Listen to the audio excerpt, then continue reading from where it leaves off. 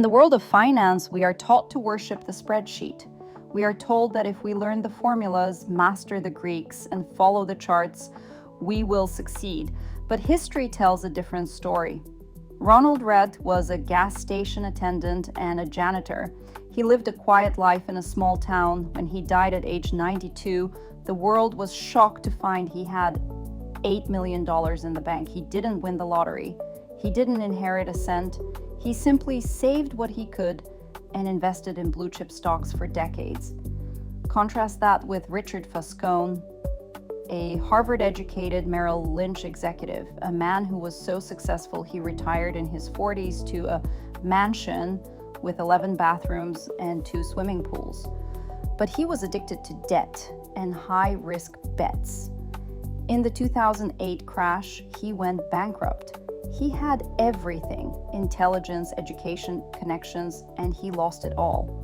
What does this tell us? Financial success is not a hard science. It's a soft skill where how you behave is more important than what you know. Welcome to the Wealth Blueprint. Today we are opening the hood on the most complex machine in your portfolio, your brain. By the way, as always, this is a wealth blueprint for education, not a personal financial recommendation. And now let's dive into the psychological architecture of wealth.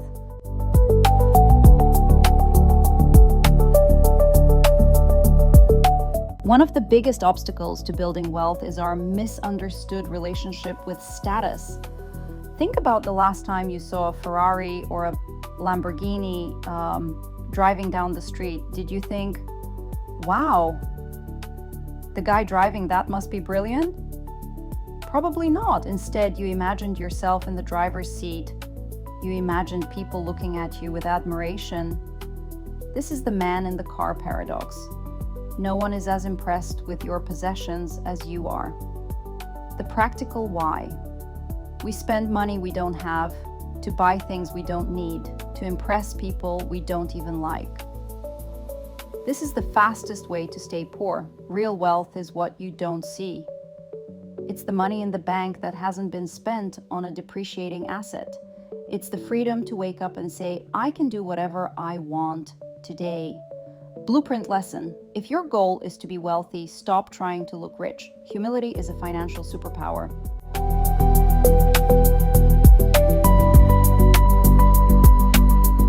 In the financial media, pessimism is sexy. If a commentator says the market is about to crash by 40%, we call them a prophet. If someone says the market will continue its 100-year trend of growth, we call them a salesman or a fool. Why are we wired this way? Evolution. In the wild, it was better to assume every rustle in the grass was a lion than to assume it was just the wind. Fear kept us alive. But in investing, fear is an expensive luxury. Progress happens too slowly to notice, but setbacks happen too quickly to ignore. Think about it. A forest takes 50 years to grow, but a fire can level it in 24 hours. Growth is incremental. Destruction is dramatic. Because of this, we give too much weight to the crash and not enough to the compounding. If you let the headlines dictate your blueprint, you will sell at the bottom and buy at the top every single time.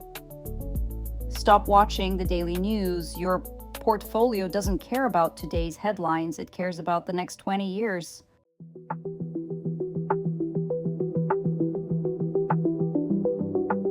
The hardest financial skill is getting the goalposts to stop moving.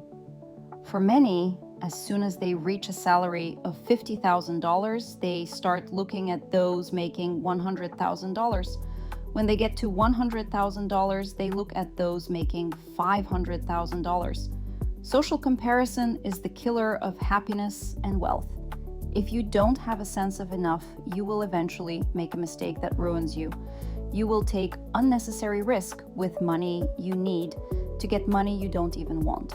Capitalism is great at two things: generating wealth and generating envy. But envy is a debt you pay for a life you aren't living. Define your number, write it down. If you don't have a destination, you'll never know when you've arrived, and you'll keep running until you collapse.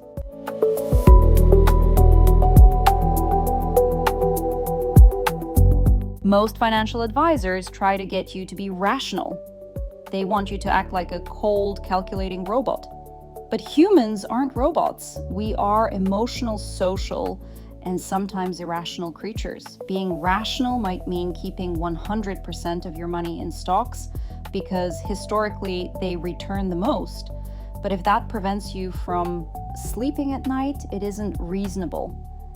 If you sell everything during a 20% dip because you were too aggressive, you failed the rational test anyway. A plan you can stick to is better than a perfect plan you abandon when things get tough. Maybe it's not rational to pay off a 3% mortgage when you could earn 7% in the market, but if paying off that debt gives you peace of mind, it is incredibly reasonable. Blueprint lesson: build a portfolio that lets you sleep at night. Your peace of mind is a legitimate return on investment.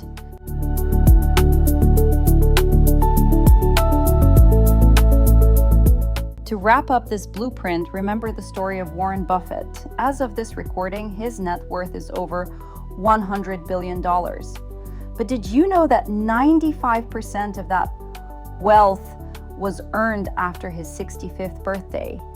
Buffett isn't just a great investor, he's been an investor for over 80 years. His secret isn't a magic formula, it's longevity. Most people want the result, but they aren't willing to wait for the process.